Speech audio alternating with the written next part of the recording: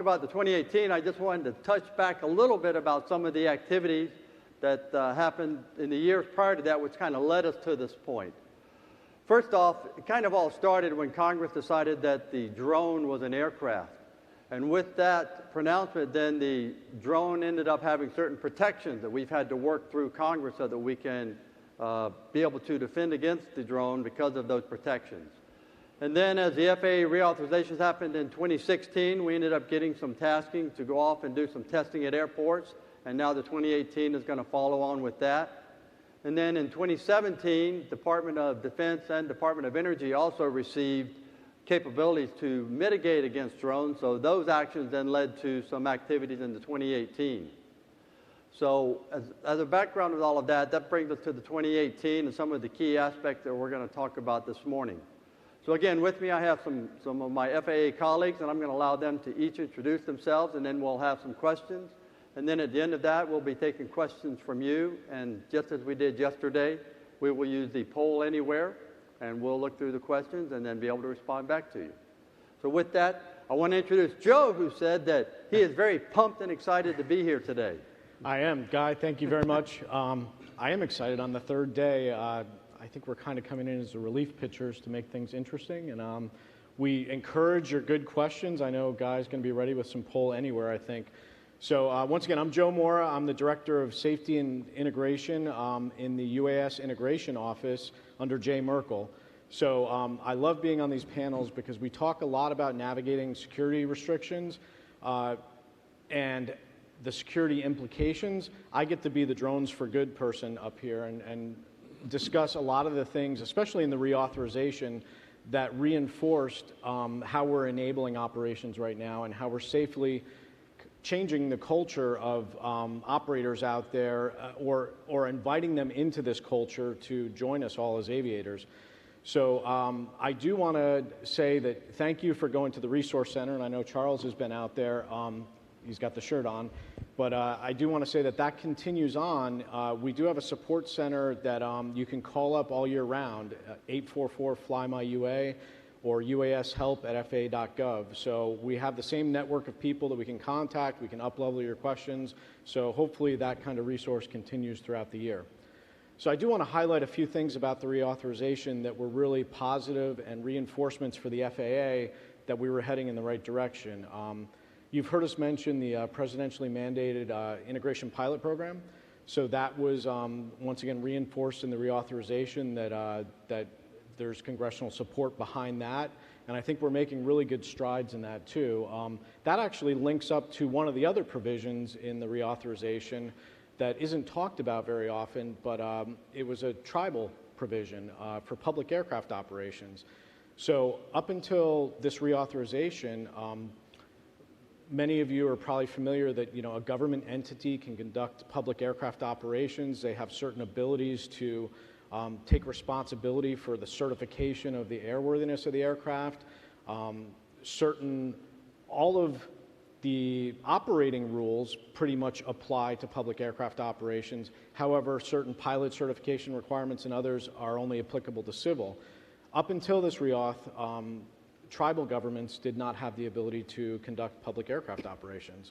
So right now in the IPP, the Choctaw Nation is actually working through that process, and they will hopefully be one of the first to come through and actually be able to conduct public aircraft operations, and we thank Congress for that. That was a good thing.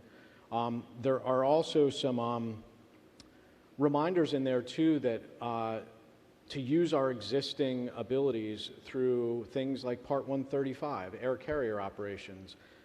That's reinforcement too that we can do things ahead of rulemaking. We can use our existing rule structure and exemptions and waivers and authorizations and deviations to safely enable operations now. And you've heard Ali Barami say that, but it really is important because the operations getting in the air right now not only help on the technological side, they help on the FAA side, and they help on the other government agency side too, to exercise how we get through those processes. Even just dealing with exemptions for an air carrier for the first time makes us realize that risk and identification through regulations of what those hazards are important. And there are a lot of commonalities, and Jay Merkel had said it too. We get it.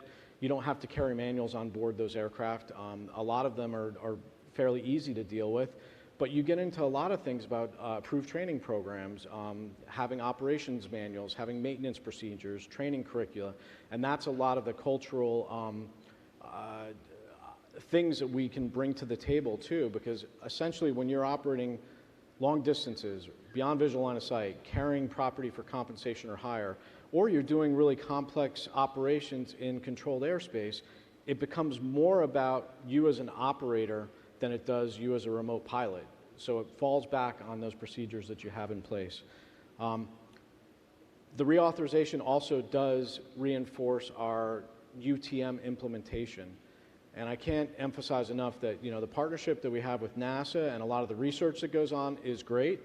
From the FAA's perspective, everything we've been trying to do through rulemaking and through UTM implementation is through enabling an environment where industry can actually thrive, and we can partner with industry too. So our actual implementation of an unmanned aircraft traffic management system started with registering aircraft. Then it was advanced through the LANCE program, the low altitude authorization and notification capability. You start to know and give access to aircraft in controlled airspace. The next big milestone for us is getting a remote identification notice of proposed rulemaking out there, and we had an ARC, and the results of that ARC, many of you were part of that.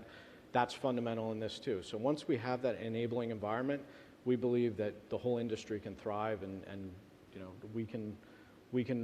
we can learn from industry too. So those are some of the highlights of the good things here, and I'm just happy to be up here with all these colleagues that are great, and we work together daily. So I think I've talked enough, and I will pass on to Charles. Thanks, Joe. Good morning, everybody. My name is Charles Raley. I'm a senior attorney with the Office of Chief Counsel, and I'm the UAS team lead for enforcement, policy, and outreach in the Chief Counsel's office.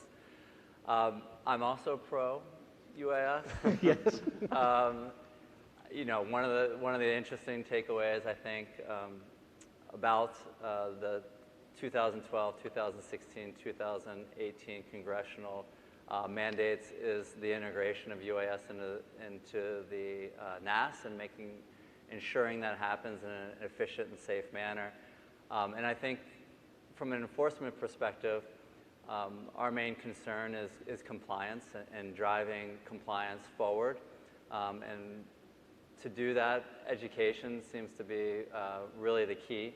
Getting out there to talk to the UAS operators, make them aware that when they take off from the ground, they're operating in a very highly regulated environment, but that those types of operations can be done and can be done legally. Now, unfortunately for the few out there that do not want to be compliant, that's really where I come in on the enforcement side, and we'll talk a little bit about that and some of the criminal aspects that are applicable to UAS a little later.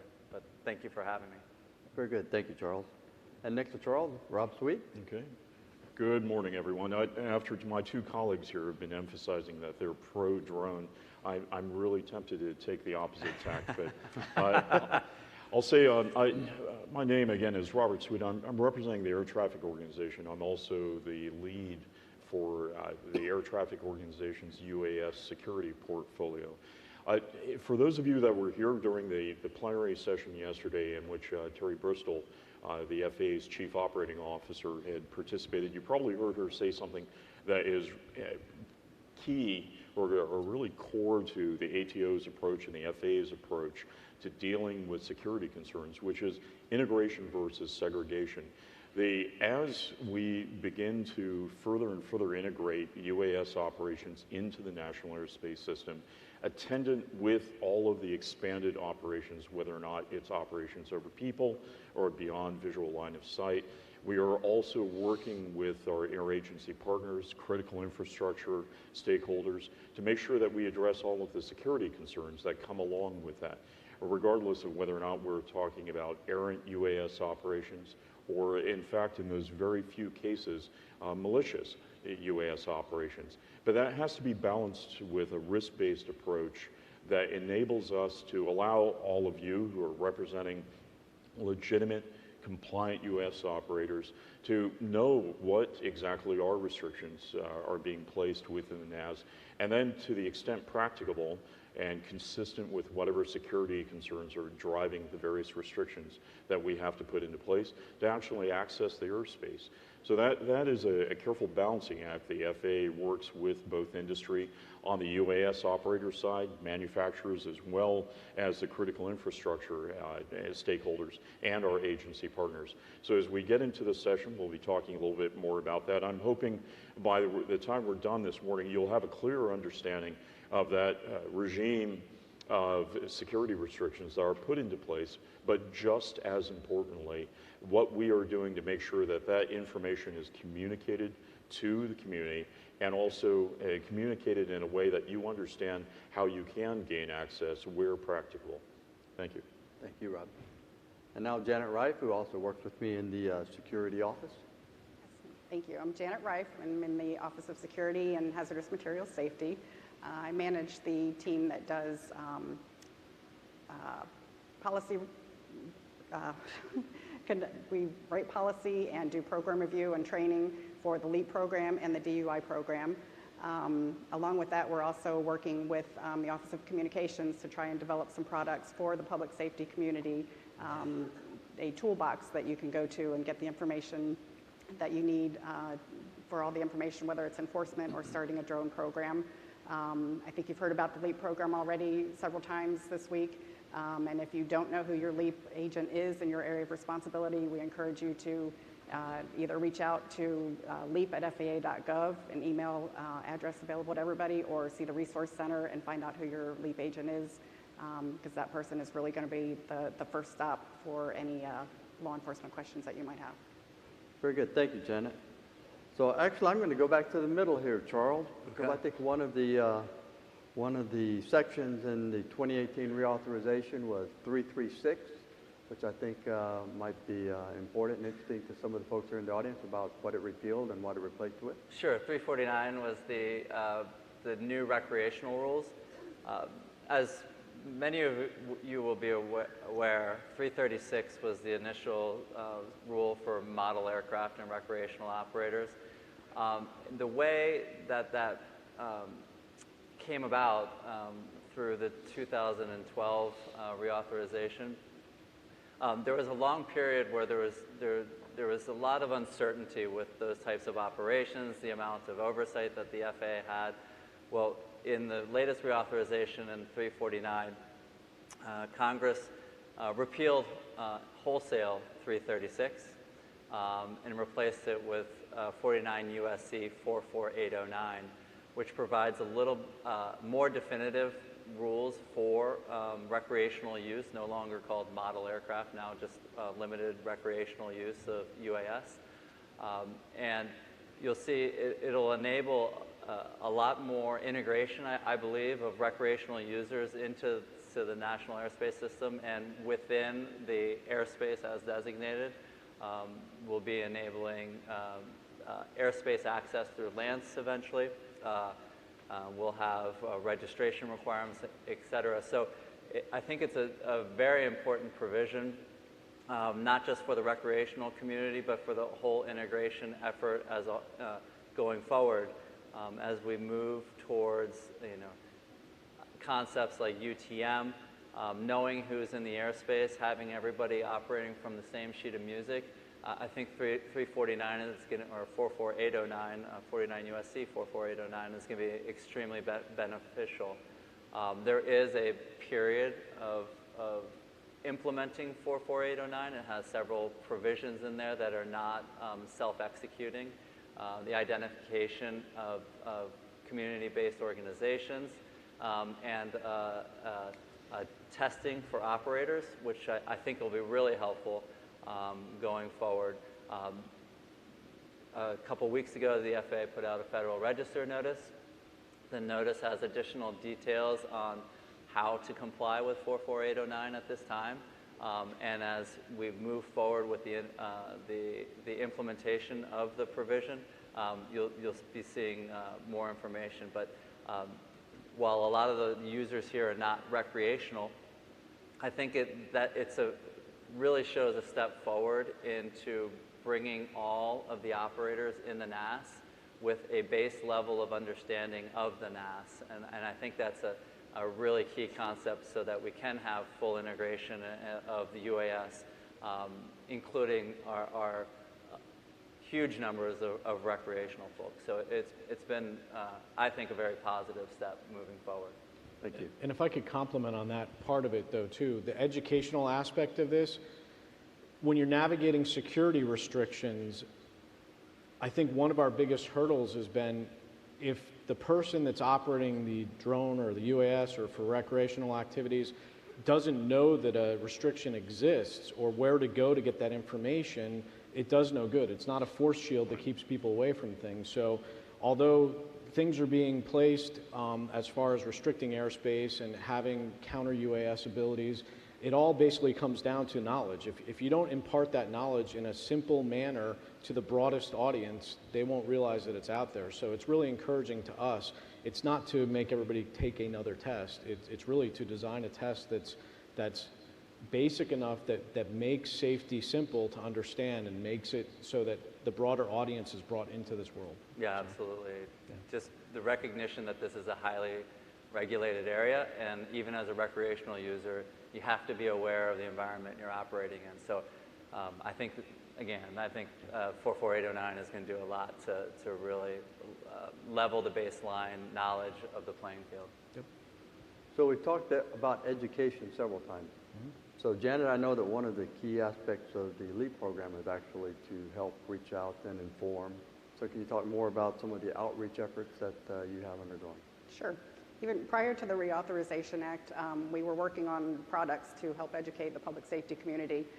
So this just made us go a little bit further and deeper into it. We previously held a series of webinars, and we have reinstituted those, and we held one a couple months ago on dealing with illegal drone use. That actually is available online now if you want to go back and watch it if you missed that one. We have another one coming up June 19th that will deal with starting a drone program.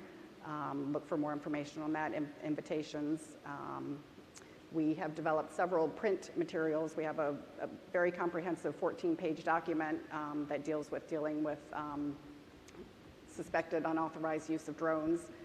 That's for somebody that really wants to dig in and get all the background and all the information to make sure that you are educated on how to deal with it. And then we've also developed a couple other products that are just more for the officer on the street so that they don't want to dive in quite as deeply. If you haven't seen these and gotten some of these for your officers, it's a really good resource. Give credit to U.S. Capitol Police, who actually did the first iteration of this. Has information on what to do when you see it and who to contact. So these are available both online and out at the Resource Center. And we also developed a little bit more comprehensive guide on dealing with drones for the officer that needs maybe a little more information but doesn't need the 14-page document. And then yet one more card on how to start a drone program. So again, all of these are available online at FAA.gov and go to the Public Safety Toolkit. And those are available for use. You can print them out however you see fit. We also did a video. We actually have a couple, one that Charles was the star of, available online and on YouTube. And we have another, I think it's a 3 or 4 minute video that we developed for use in like a roll call training for officers, just for awareness and what to do when they encounter a situation where they may or may not be operating within regulations. And I think, and again, the Law Enforcement Assistance Program, they're available for outreach, whether it's on-site or they can dial into training. Just know that resource is there also. Thank you, Janet. So now one of the sections that's near and dear to my heart is 1602, which actually gave both DHS and DOJ authority to implement and use counter-UAS equipment. So Rob, I know that we've been teaming on this for quite a while now as we started back working with DOD and DOE to help them implement their authorities. So can you talk a little bit about what is going on in terms of implementing with DOJ and DHS? Absolutely. So for those of you that weren't able to join us for the counter UAS panel that we conducted yesterday, give you a little bit of baseline knowledge, especially in the context of airspace access. Department of Defense and Department of Energy, and now more recently under 1602, the Department of Homeland Security and Justice, all have explicit authorities granted to them to test and deploy counter unmanned aircraft systems, usually technical systems, and the current crop of them are for the most part comprise radio frequency based systems that address the control link for UAS operations that are considered to be a threat to a covered facility or asset. Now, attendant to that is our push to ensure that the UAS community has fair warning that they are entering or potentially entering airspace over a covered facility or asset and their operation, in addition to being non-compliant, because we will often put up 14 CFR Section 99.7 Special Security Instructions airspace, it might actually prompt some sort of security action that could result in the disruption, damage, or even destruction of a violating drone. But in each instance, as I noted earlier, our principle and our initial objective here is to really underscore education, to make sure that everyone in the drone community know where these security restrictions exist. So we've had we've taken a multi-pronged approach in addition to the traditional notices to airmen. You have resources that are available to you by taking a look at the FAA's Before You Fly app, and something called the UAS Data Distribution System. For those of you that have not seen this particular portal before, I certainly urge you to reach out to us and we will give you the link to it. The UD system provides a capture of every single security temporary flight restriction, if you will, that we've implemented in the National Airspace System. Not only providing a list that is queryable, but also geospatial data that is being used by a lot of the UAS service suppliers to download that geospatial information and use it for geofencing, as an example. But you can go to the UD system and see these airspace restrictions that are out there and make sure that you are able to steer clear of these restrictions. Just as importantly, within the UD system and the other restrictions that we put forward, we always make a provision for access, specifically for public safety and other operations such as air ambulance or search and rescue activities, where the UAS operations are doing something for the public good and facing an exigent circumstance. So whether or not that's a point of contact for a covered facility or asset, or that is contact back to the FAA System Operations Support Center, there are provisions which you can use to actually get into that airspace. Well, thank you very much. So actually a question popped in, and I'll just ask this one right now since you may use the word geofencing. Currently, the majority of the UAS industry does not have software to support the implementation of geofencing. Does the FAA plan to regulate the UAS industry to ensure certain critical infrastructures are geofenced? I think there's a two-part answer to that, and I'll ask for help from our AVS colleagues. So from an airspace perspective, as I noted before, we are trying to publish more and more geospatially defined volumes of airspace that provide an understanding of where these restrictions exist. And these are published in such a way that they're easily consumable by everyone in the operator community, as well as the UAS service suppliers. So to that extent, I think the FAA is already beginning to move down the road to provide machine-to-machine interfaces that easily feed into geofencing. But in terms of requirements for the UAS, let me ask Joe if you have some thoughts there. Well, currently we don't have a plan to mandate a particular technological solution. And that goes back to our performance-based requirements. I was going to comment on the temporary flight restriction part of it, and then that's a good transition into geofencing, because if you look at traditional aviation or manned aviation, a temporary flight restriction, a presidential TFR, for example, it doesn't mean nobody can fly there. We've operated flight schools underneath TFRs, and there's specific procedures for getting in and out of that airspace, accessing that temporary flight restriction. And also, there's procedures in place for us to identify when we're getting close to that airspace. We use GPS a lot. You can use ground-based navigation, VORs, too. You can use landmarks on the ground. So geofencing is another fail-safe for automation to help, because that's a way that somebody that isn't totally in tune or watching every single pop-up. The future of flying, when we fly general aviation right now, we mostly fly with iPads, and we look and we can see when restrictions pop up, and that's all through the third-party service suppliers that are picking up information from the systems that Rob is talking about. So I can't say that we wouldn't consider mandating geofencing, but it is contrary to the idea that we want to say what the required outcome is. The required outcome is try to stay out of this airspace that you're being alerted of. And I think geofencing is one way that will be a great tool to do it.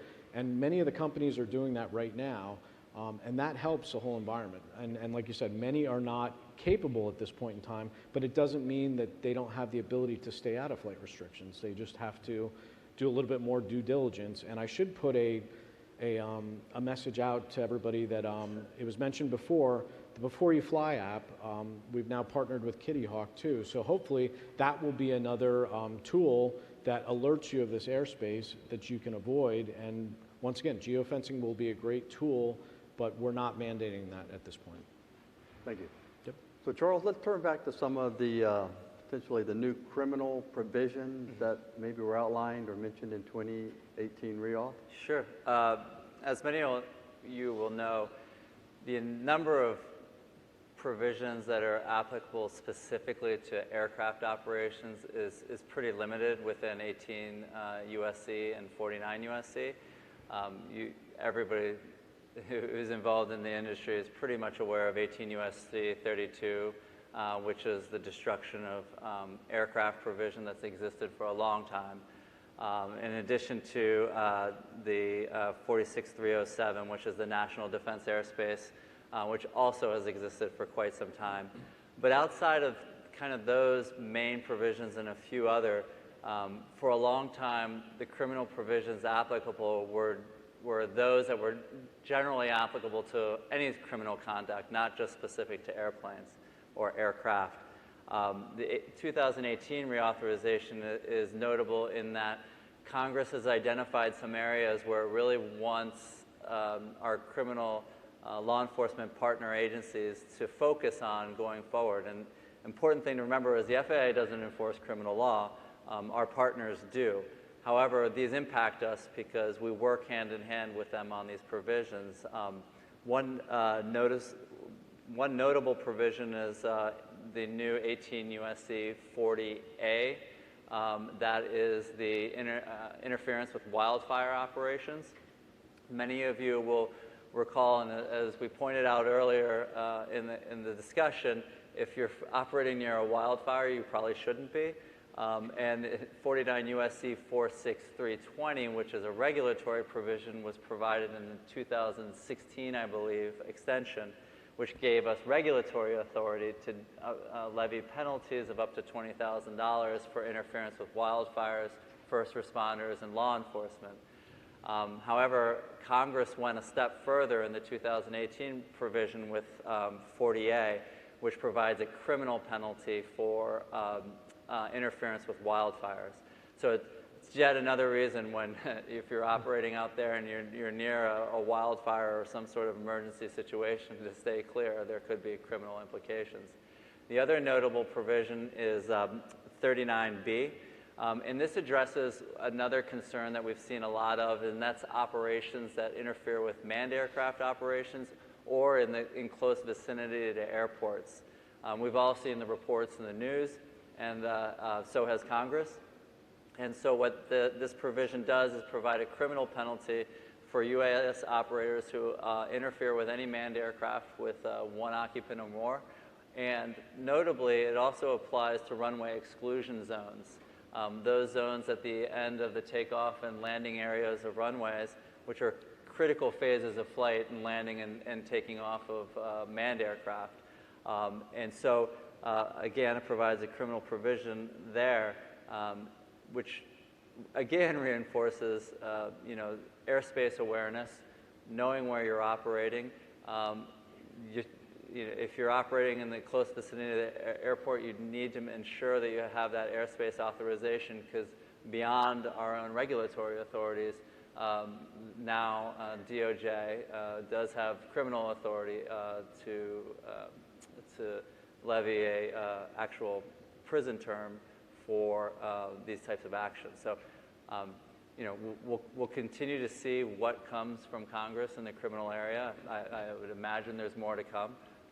But it's just important as operators out in the national airspace system to stay aware of these and to use the tools available, like before you fly, geofencing, et cetera, to ensure that you stay well clear of these particular highly sensitive areas going forward. Let me amplify that for a second. As Charles is indicating, airspace awareness is going to be the key here. The FAA is making and continuing to make an extreme effort to make sure that we provide all of the necessary tools for that airspace awareness, whether or not it's before you fly, the traditional NOTAMs, or the UAS data delivery system that I mentioned previously. But it really is incumbent upon the U.S. operators, as you begin to access the national airspace system, to be aware of the airspace in which you are flying, especially if you start approaching controlled airspace or you're in vicinity of airports. We have also published a number of notices to airmen advising UAS operators to steer clear of convoys, assets, facilities that appear to be national security sensitive. We have new NOTAMs out there indicating that there must be standoff distances from U.S. naval vessels at 3,000 feet laterally and 1,000 feet vertically.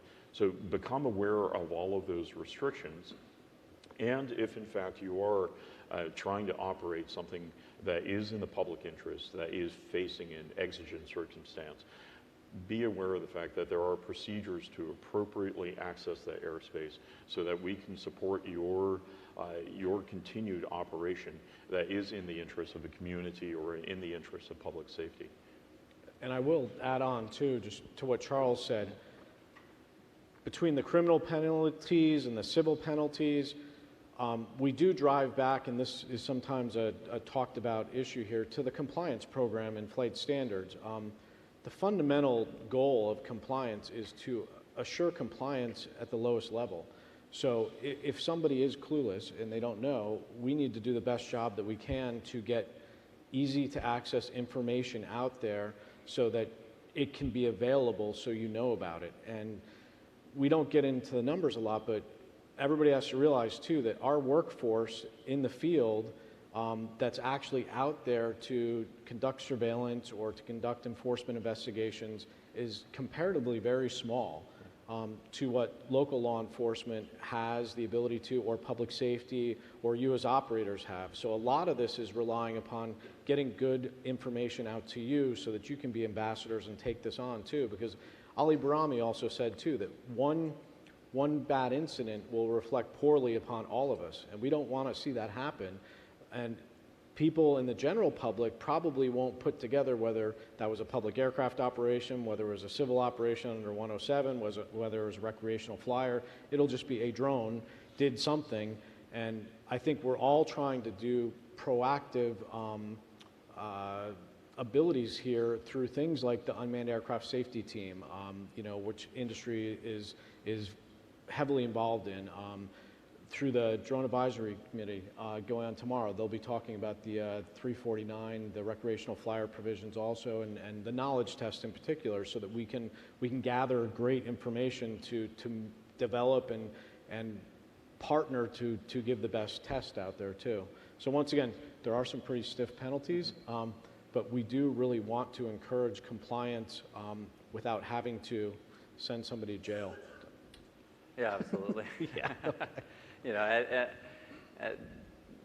a lot of things that Joe pointed out are really important. One is we do rely on our local and state partners, and Janet's group is at the spearhead of that.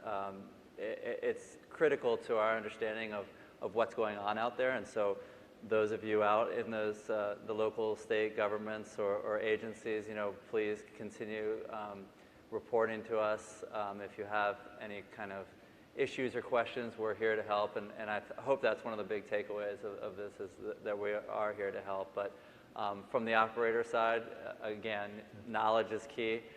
You are responsible for your actions, but hopefully we can get you the tools to ensure your safe and authorized operations.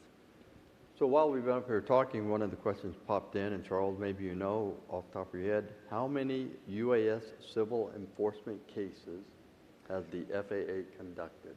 Yes, and so I want to be really clear on the number that I'm giving you. What I'm talking about is actual legal enforcement cases initiated for a civil penalty or a certificate action. I do not have the number for non-legal enforcement, which is the educational outreach, the administrative actions. Those number in the hundreds. As far as legal enforcement actions against UAS operators, we've had over 90. The vast majority of those are civil penalty actions. We have had certificate actions against operators who held FAA-issued airman certificates.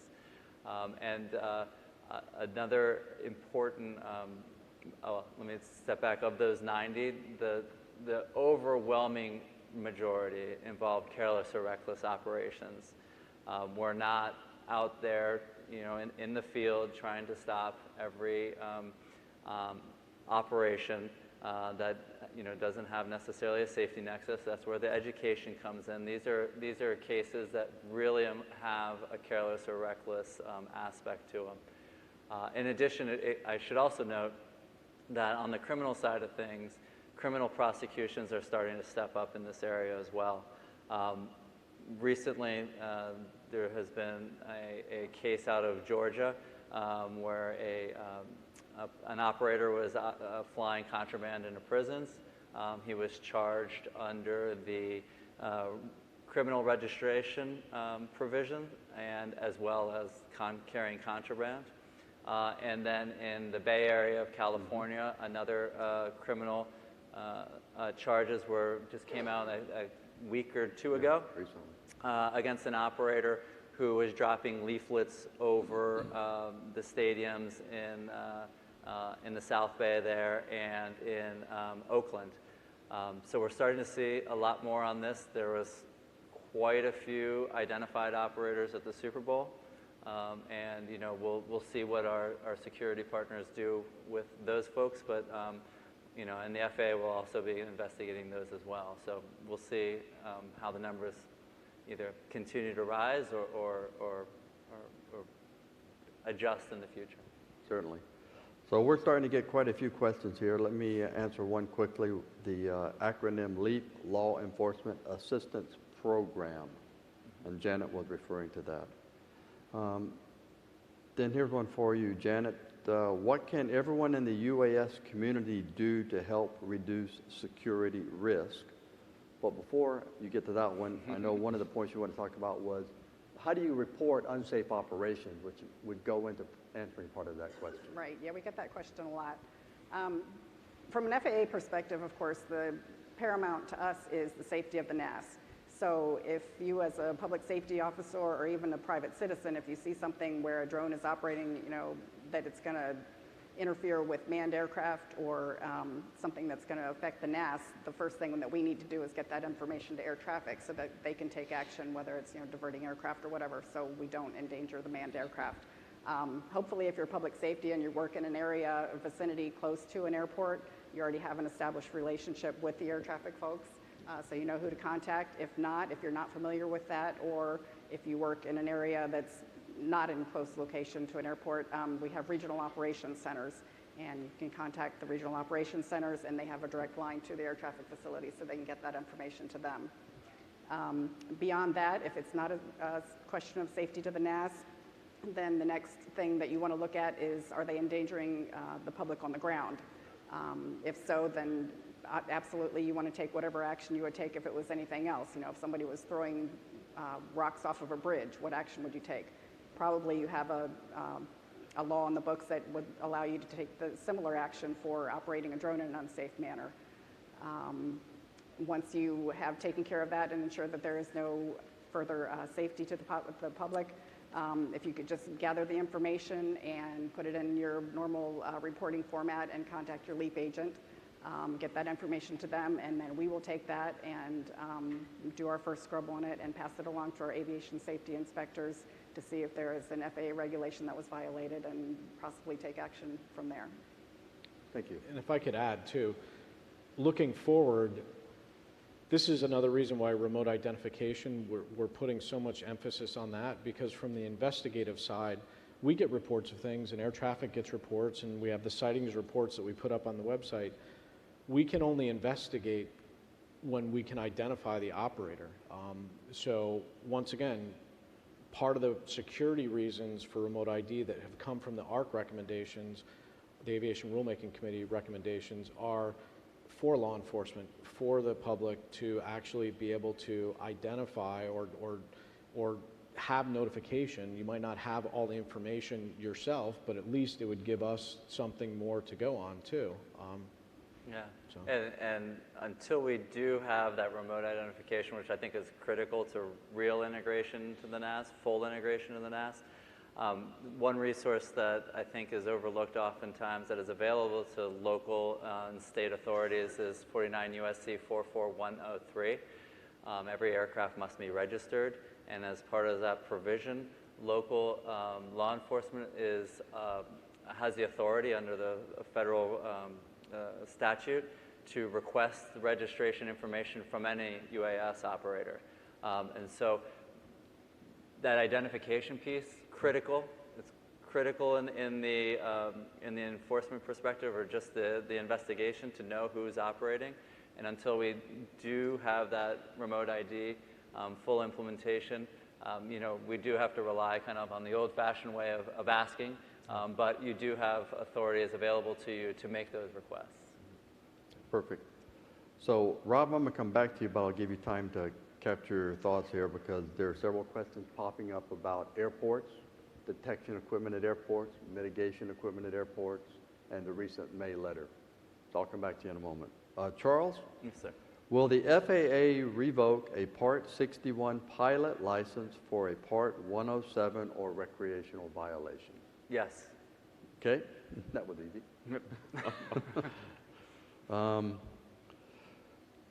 Please provide some specific site of crimes of interfering with manned aircraft or within the vicinity of the airport. Specifics?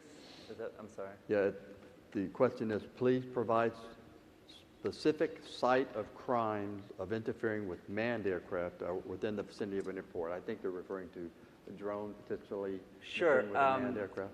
We have had several incidents off the top of my head that I can think of recently, and many of these are actually well publicized. In San Diego, there was a shark attack victim who was required an air ambulance to evacuate the victim, and a drone was operating in the vicinity, thereby not allowing the air ambulance to land. In Pacifica, California, there was a night cliff rescue, in which I believe it was a California Highway Patrol helicopter was being used to shine a spotlight on the emergency scene. Again, an operator flew his UAS, I mean, not even in the vicinity, directly over the rescue, thereby requiring the manned aircraft to vacate the area until they could identify the operator and put the UAS down. We've had several reports of police helicopter harassment, and so, you know, as a sweeping, broad generalization here, a lot of the reports we see with interference tend to be with the helicopter and especially the low flying. We do get reports, sighting reports from pilots at a high altitude as well, some exceptionally high altitudes. But unfortunately, because of the identification problem, a lot of those are unable to be identified. An example that many may be familiar with is the YouTube video at Las Vegas McCarran Airport, flying directly over landing traffic at McCarran. So we're seeing a lot of these incidents. When we can identify the operators, we are taking action. And I know that, again, our law enforcement partners have a particular interest in those types of cases as well. So then, one just popped in, I'll get right to you, Rob. So we had the UH-60 collision about a year ago. Yes. And still no charges. No criminal charges? And according to this, it says there were no charges. No, the FAA took enforcement action in that case. Okay, thank you.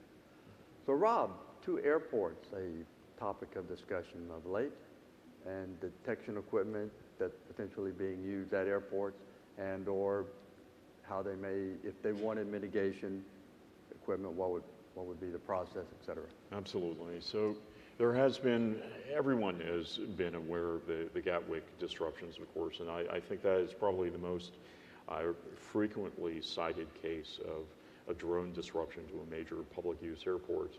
And then more, probably less known domestically is we've had a disruption up in New York where we had a drone operation being reported by a pilot about 12 nautical miles away, but on approach into Newark, where there was a concern as to whether or not this posed a safety hazard to all of the inbound aircraft taking that particular route, and then a very short disruption in DFW on the 29th of January. Fortunately, it was at a low traffic period, and the impact to the system was fairly minimal there. But all of these incidents, as well as the continuing propagation of UAS operations and sightings in the vicinity of airports is, of course, prompting a concern on the part of airport stakeholders themselves, the airlines and the other operators, as to what we can do to see those operations that are not complying with the airspace requirements, including the UAS facility map grids, which many of you are probably familiar with, and to make sure that we can identify those careless or clueless operations, or even the potentially criminal or malicious operations, so that we can take appropriate action to maintain the safety of the aircraft that are in the area. And one of the tools that a lot of our partners in the airport community are looking at are UAS detection systems. I'll say this, that the UAS detection systems themselves come in a number of variants that range from active equipment using radar or passive systems where they are listening for the radio frequency control links for drone operations in the area. All of these, I'm going to reiterate something I said yesterday to the audience, which was there are potential implications for Title 18 and Title 49 in the usage of these systems. And we in the FAA are encouraging everyone, make sure that you check in with your attorneys to see with regard to the specific equipment that you're proposing to use, what those implications are, and whether or not you can legally use that equipment. There is another portion of this on the extreme end of the continuum, which is what we refer to as counter UAS systems. And those are those systems that, in addition to detection, actually have some sort of active interdiction component that you are using to disrupt, damage, seize, or even destroy an offending UAS.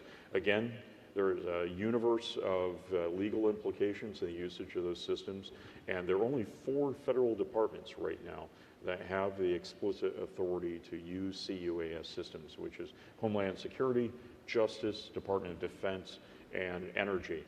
The FAA does not support airports or other critical infrastructure stakeholders in using CUAS systems at this point.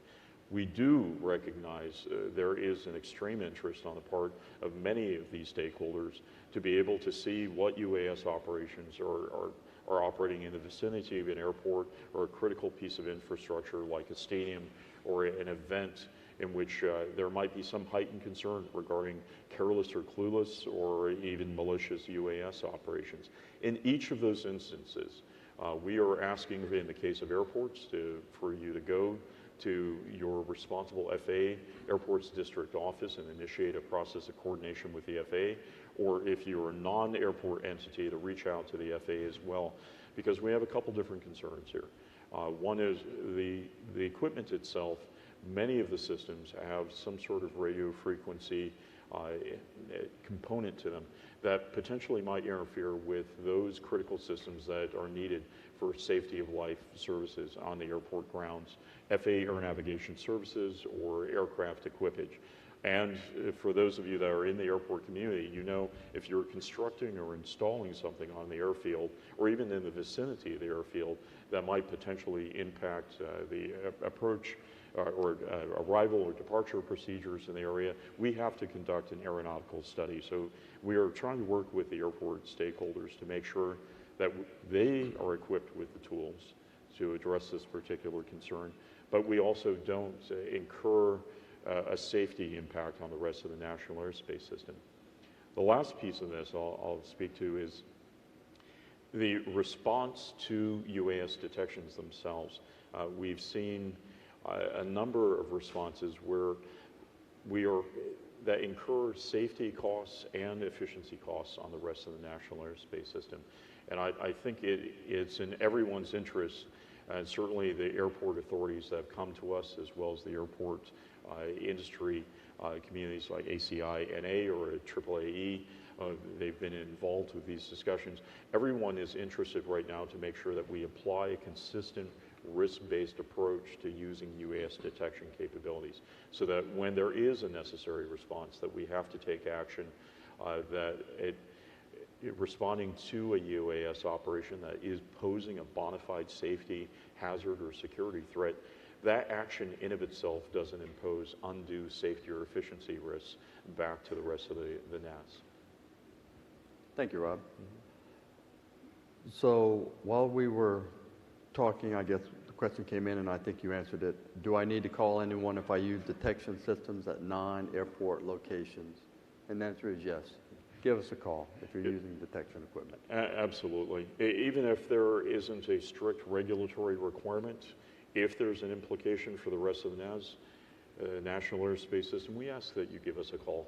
And I think you're going to find that consistently the FAA offices that are working on this particular issue are more than willing to sit down with you and figure out what are you trying to do, because it's in our interest, certainly, to support your efforts to maintain the safety of the NAS, but we want to do so in a smart way that minimizes collateral or knock-on effects that are unintended, but nonetheless very real. So Janet, I've had police come up to me while I am flying legally under Part 107 and try to stop me. What is FAA doing to better inform police about legal operators? So it goes back to the education piece. I mentioned the LEAP program. It's not nearly as robust as some of the other programs within the FAA. It's not like the aviation safety inspectors where there are thousands across the country. Unfortunately, there are 15 LEAP agents, but they're doing their best to get the information out and talk to all the law enforcement officers they can. That's also why we're doing all the outreach efforts we can from a headquarters perspective, the video training and the webinars that we're doing. We're trying to get the word out as to the fact that many of these operations that they're seeing are not illegal. So we're trying to get the word out, and if you encounter something like that, You can contact the FAA, and we will go back to the law enforcement entity and try and do some training to make sure that they understand what's legal and what's not legal. It's one of those, you know, how do you eat an elephant one bite at a time? It's, you know, the law enforcement community is so big that it's nearly impossible to reach everybody, so we're just doing the best we can. And it's ongoing conversations. I want to reiterate, we even do this within the FAA for the past 4 years. Both LEAP and all the aviation safety inspectors that are involved with, and Charles, and a whole group meet weekly through webinars, and we actually discuss these topics. And a lot of times we get repetitive and we keep them high level because people rotate through positions. And we know it's the same with law enforcement. People change offices and everything. So it's not a one and done conversation. We've had to approach this as a repetitive weekly engagement, and it's just getting the conversation started. So if law enforcement approaches you, as an aviator, when the FAA would approach us, I see that as an opportunity to show that I've got all the things that I needed. I've got airspace access, I've got my remote pilot certificate, I'm registered, and actually you are educating the law enforcement at that point in time. You know, you're doing a service to them also. So. And to pile back on the response you gave earlier, Janet, again, how would the community report unsafe incidents they witness? From the community, again, if there's an issue of endangering public, the first call you need to make is to law enforcement, to public safety, that can get out there and do something right away. Beyond that, if you see something and you want to report it to the FAA, you can reach out to the LEAP agent. Thank you. So Charles, you made comment earlier about the criminal actions that we have currently ongoing, the recent one and then earlier on. What agencies are working those criminal actions? Is it DOT? The Department of Justice are the lead on the federal criminal enforcement in this area. We work very closely with them, the assistant U.S. attorneys throughout the country. There's a large effort at Department of Justice now to really, just like we educate within our own workforce, we try to educate law enforcement. There's a big effort at Department of Justice to educate AUSAs about handling UAS cases. This is new to a lot of folks out there as well. And we're seeing a lot of outreach. I've been involved in briefing of AUSAs in order to make them aware of, you know, what it is we do. You know, just like local law enforcement, a lot of the times the initial instinct is, well, this is an FAA issue. But on any matter, any sort of unsafe or unauthorized UAS activity, there can be really 3 parallel investigations at the same time: a local criminal, a federal criminal, and a federal regulatory. And so it's just an ongoing effort to ensure that everybody is aware of everybody else's responsibilities, but also to make more and more folks over at the lower levels in each individual office of the Department of Justice aware of the types of cases that they will see and can bring. So as we're talking about criminal issues, so to speak, a Part 107 or recreational operator is flying over someone's private property. How can the local police get involved if the airspace is regulated by the FAA? Sure. One of the big misunderstandings, I think, about airspace, the term airspace, is yes, we regulate the airspace, but that does not mean that the FAA has exclusive control of air. We regulate the movement of aircraft, we regulate the aircraft that are in that airspace, we regulate how they operate. However, local and state authorities have long-standing traditional authority in this area that can overlap with the FAA's authority. I would point out that there is a state and local fact sheet that's available at faa.gov/UAS, and it outlines the FAA's position on what types of local laws can be applicable in this area. When we talk about UAS flying over someone's private property, there could be local ordinances or laws such as reckless endangerment, trespass, privacy that are all within the authority of local or state agencies and government to deal with UAS operations at a local level. So it's important to understand that a lot of those authorities are overlap with our own, and that just because something is in the sky does not mean it doesn't have an impact on other state or local law. Thank you. So in keeping with the theme of education, Joe, this might be yours. Given the proliferation of UAS training programs in colleges and universities, are there efforts by the FAA to use these institutions of higher learning to further its safety education and outreach campaigns? That's a good setup, because coincidentally there is some congressional language that talks about both community colleges and institutions of higher education and how they can be engaged and recognized and actually multiply the effect of this. So how that relates back to 107, remember, the goal of the regulator, even in 107, is to set the minimum standards.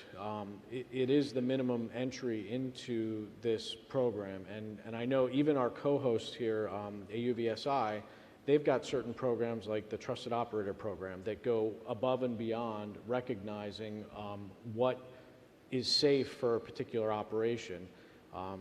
One example is, we have many industry organizations that we work with, and I know one of them that's here is the National Association of Tower Erectors.